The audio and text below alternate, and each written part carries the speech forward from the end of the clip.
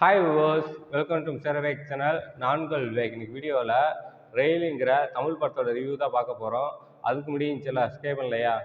கீழே உள்ள இருக்குல்ல சப்ஸ்கிரைப் பண்ணி பண்ணுங்க, கூடவே பெல் பட்டன் கிளிக் பண்ணுங்க. அப்போ தான் நான் போகிற வீடியோ ஒன்று நோட்டிஃபிகேஷனாக வரும். அப்போ தான் இந்த வீடியோ மிஸ் பண்ணால் பார்க்கலாம். நீங்கள் ரெயில் இந்த படத்தை பாஸ்கர் சக்தி இயக்கியிருக்காரு. இந்த படம் ஒரு ட்ராமா சேனலில் எடுக்கப்பட்ட படம். இந்த படத்தில் குங்குமராஜ், வைரமாலா, ரமேஷ் வைத்தியா இன்னும் படம் நடிச்சிருக்காங்க. இந்த படம் இப்போ தேட்டரில் ரிலீஸ் ஆகிருக்கு, செக் பண்ணி பாருங்கள். இப்போ வாங்க இந்த படத்தோட கதையை என்னென்னு பார்ப்போம். இந்த படத்தோடைய கதையை பார்த்தோம்னாக்க, படத்தில் ஹீரோயின் ஹஸ்பண்ட் லைஃபாக வாழ்ந்துட்டு வராங்க. ஹீரோ வந்து பேசிக்காக ஒரு எலக்ட்ரிஷியன். ஆனால் வேலைக்கே போக மாட்டார். எப்போ பார்த்தாலும் குடிச்சிட்டு ஒய்ஃப் கிட்ட சண்டை போட்டுட்டு இருப்பார்.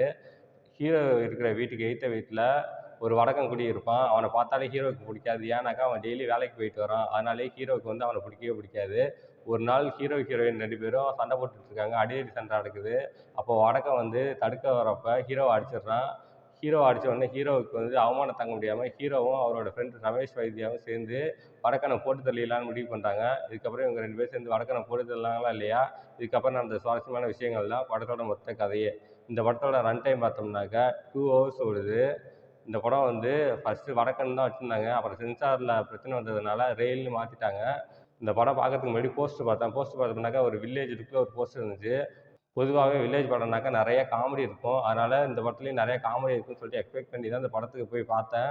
ஆனால் படத்தில் காமெடியே இல்லை. ஆனால் காமெடி பண்ண ட்ரை பண்ணியிருக்காங்க. பட் சிரிப்பு தான் வரல. இந்த படத்தில் வந்து ரமேஷ் வைத்தியா ஹீரோவோட ஃப்ரெண்டாக இருப்பார். அவர் வந்து ஒரு கடையில் போய் வடை, டீ, போண்டா சாப்பிட்றதுக்காக போவாங்க. அப்போ வந்து அந்த அந்த கடையில் வடை, டீ, போண்டாவே இருக்காது. பானிபூரி கொடுப்பாங்க. அந்த பானிபூரி எடுத்து சாப்பிட்டுட்டு அதுக்கு ஒரு ரியாக்ஷன் கொடுப்பாங்க பாருங்க. அது ஒரு மொக்கத்தனமாக இருக்கும். அதை அந்த பானிபூரியில் ஒரு ஓட்டை போட்டு இந்த இப்படி கண்ணில் பார்க்குறது, பார்த்துட்டு அந்த கடைக்காரன் மேலே தூக்கி போடுவாங்க. அந்த மாதிரி காமெடியெல்லாம் பண்ணியிருக்காங்க. ஏன் அதை சொல்ல வரேன்னாங்க, இந்த மாதிரி மொக்க காமெடி பண்ணியிருக்காங்க. ஆனால் அந்த காமெடிக்கெல்லாம் சிரிப்பு வரல. இந்த படத்தில் ஹீரோ குங்குமராஜ் வந்து வேறு லெவலில் ஆக்ட் பண்ணியிருக்காரு இந்த படத்தில். இந்த படத்தில் நடிச்சிருக்காருங்கிறத விட வாழ்ந்திருக்காருன்னு சொல்லலாம். ரொம்பவே சூப்பராக ஆக்ட் பண்ணியிருக்காரு. குங்குமராஜுக்கு வந்து 7 வருஷமாக குழந்தையே இருக்காது. அது தெருவில் இருக்க குழந்தையெல்லாம் தூக்கி கொஞ்சுவார் ஆசையாக. வடக்கன் இறந்ததுக்கப்புறம் வடக்கனோட ஃபேமிலி வந்து அவன் வடக்கன் தங்கியிருந்த வீட்டில் தங்கியிருப்பாங்க. அப்போ வந்து வடக்கனோட பொண்ணை கூட்டிகிட்டு எங்கேயாவது வெளில போப்பா அப்படின்னு சொல்லுவாங்க. அப்போ வந்து ஹீரோவுக்கு ஒரு சாங் வச்சுருப்பாங்க. அந்த குழந்தை கூட விளாட்றது, குழந்தை கூட டைம் ஸ்பெண்ட் அதெல்லாம் ரொம்ப சூப்பராக ஆக்ட் பண்ணியிருப்பாரு குங்குமராஜ். இந்த படத்தில் வந்து வடக்கனை போட்டு தள்ளிடலான்னு சொல்லிட்டு ஹீரோவோட ஃப்ரெண்டு சேர்ந்து முடிவு பண்ணுவாங்க. அப்போ வந்து ஹீரோ படுத்துருப்பாரு. நைட்டு தான் போட்டு தள்ளுறதா பிளான் போட்டிருப்பாங்க. அப்போன்னு பார்த்து போலீஸ் வரும். இன்ஃபர்மேஷன் விடுவாங்க. அப்போ வந்து அந்த ஹீரோ ஒரு ரியாக்ஷன் கொடுப்பாரு பாருங்க. கண்ணெல்லாம் அப்படி மேலே வச்சு ஒரு மாதிரி ரியாக்ஷன் கொடுப்பாரு பாருங்க. உண்மையிலே சூப்பராக ஆக்ட் பண்ணியிருந்தாரு. அந்த மாதிரி ஆக்டிங்லாம் ரொம்பவே சூப்பராக பண்ணியிருந்தாரு. இந்த படத்தில் ஒரு வில்லேஜில் ஒருத்தவங்க எப்படி இருப்பாங்க, குடிச்சிட்டு ஒய்ஃப்கிட்ட சண்டை போட்டுக்கிட்டு எப்படி இருப்பாங்களோ தத்ரூபமாக ஆக்ட் பண்ணியிருக்காங்க. அவரோட ஆக்டிங் ரொம்பவே நல்லா இருந்துச்சு.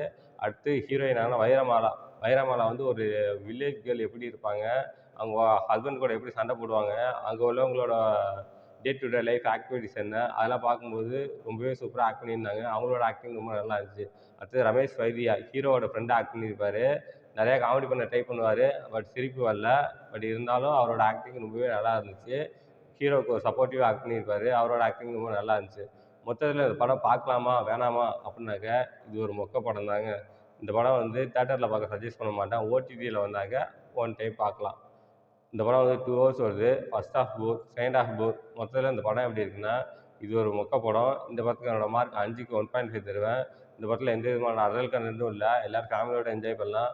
ஓகே, இதோட வீடியோ முடிச்சுக்கிறேன். இந்த வீடியோ பிடிச்சா லைக் பண்ணுங்கள், கமெண்ட் பண்ணுங்கள், ஃப்ரெண்ட்ஸுக்கு ஷேர் பண்ணுங்கள். இன்னும் சேனல் சப்ஸ்கிரைப் பண்ணலையா? கீழே உள்ள இருக்குல்ல சப்ஸ்கிரைப் பண்ணுங்க, கூடவே பெல் பட்டன் கிளிக் பண்ணுங்கள். அப்போ தான் நான் போடுற வீடியோ நோட்டிஃபிகேஷனாக வரும். அப்போ தான் இந்த வீடியோ மிஸ் பண்ணால் பார்க்கலாம். நீங்கள் கீழே டிஸ்கிரிப்ஷனில் சோஷியல் மீடியா லிங்க்ஸ்லாம் கொடுத்துருக்கேன். லைக் பண்ணுங்கள், கமெண்ட் பண்ணுங்கள், ஃபாலோ பண்ணுங்கள். தேங்க்ஸ் ஃபார் வாட்சிங்.